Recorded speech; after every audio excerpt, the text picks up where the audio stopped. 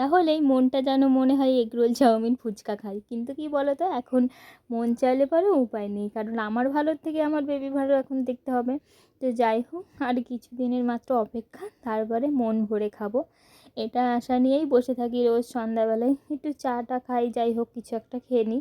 কিন্তু এই বাইরের খাবারটা একটু হলেও ইগনোর করি, কিন্তু আবার দুদিন পরে যা তা হয়ে যায়। তো যাই হোক, অনেক দিন পরে আজকে কিন্তু ফুচকা খাচ্ছি। তো বড়মশাইকে একটু বলেছিলাম যে ফুচকা নিয়ে আসতে একটু। তো ফার্স্টে না করছিল যে না খেতে হবে না থাক, পরে দেখছি না নিয়ে এসছে, আর সাথে কিন্তু সে আমার প্রিয় স্যান্ডউইচটাও নিয়ে এসছে। তো ওইদিকে ফুচকা খেতে যে এতটা বিষম লাগছিল, জানি না কে গালি দিচ্ছিল বা কে মনে করছিল। তো যাই হোক, একটু মজা করে নিলাম, কারণ অনেক দিন পরে টক খেলাম তো ফট করে এরকম বিষম খেয়ে গেলাম। আর স্যান্ডউইচটা এতটা অপূর্ব লাগছিল, অনেক দিন পরে খাচ্ছি তো মনে ভালো লাগছিল সত্যি কথা বলতে খেতে। গুড মর্নিং বন্ধুরা, সকালবেলায় দেখো উঠে গেছি ঘুম থেকে, আর কালকে আর ভিডিও করা হয়নি। তো এই যে বাবার জন্য চা বানিয়ে নিয়েছি, আমি বানালাম, যেহেতু বাবা 1 কাপ চা খাবে। আর এদিকে আমার এখন প্রোটিন পাউডারটা খেতে হবে। আজকে ভাবছি আর চাটা খাবো না, প্রোটিন পাউডারটা খেয়ে নেবো। চলো আগে বাবাকে চাটা দিয়ে আসি। আর ওই দেখো বাবা বসে আছে। তো বাবাকে একটু ফ্রেশ করে বাইরে বসতে দিয়েছি, যে একটু বসো, তারপরে চা বানিয়ে দিচ্ছি। আর এখন ঘড়িতে বাজে কিন্তু বেশ অনেকটা বেলা হয়ে গেছে, 8:30 বেজে গেছে। দেখো আজকে কি সুন্দর রোদ উঠেছে, রোদ উঠলে না মনটাও ভাল লাগে। তো চলো, এবার আমি প্রোটিন পাউডারটা তো খেয়ে নিয়েছি। এবার মা দেখি সিদ্ধ ভাত রান্না করেছে, আর বাবার জন্য রুটি বানিয়েছে, যেহেতু বাবা মানে সকালবেলা রুটি খায় আর রাত্রিবেলা রুটি খায়। আর আমার জন্য ভাত, আমি আর মা ভাত খাবো এখন।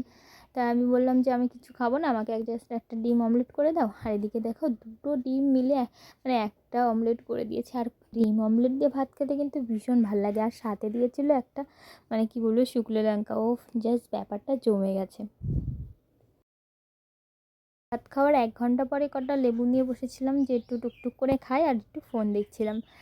তো চলো এই কটা খেয়ে নিই, তারপরে আবার ওইদিকে বাবা কাছকে স্নান করাবো আমি।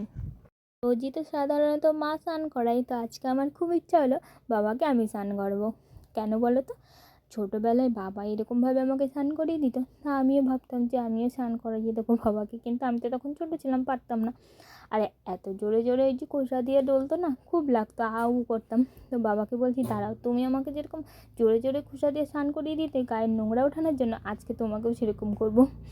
তো ছেলে মেয়ে একদিন বড় হলে মা বাবার জায়গাটা নেয়, আর বাবা কিন্তু ছেলে মেয়ের জায়গাটা নেয়, তাই না? তো এটাই ভাবছি, আজকে স্নান করাচ্ছি বাবাকে, আর ভাবছি যে দিনটা কত পরিবর্তন হয়ে যায়, তাই না?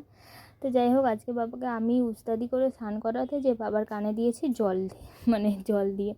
যাই হোক বেরিয়ে গেছে জলটা, আর তো স্নান টান করানো হয়ে গেছে বাবাকে। আর আমি একটু এই যে আমড়া মাখিয়ে নিয়েছি, এই আমড়াটা খেয়ে আমিও স্নান করতে যাবো। এদিকে মার রান্না হয়ে গেছে। তো চলো আজকের ভিডিওটা বন্ধুরা এই পর্যন্তই। সবাই ভালো থেকো, সুস্থ থেকো, টাটা।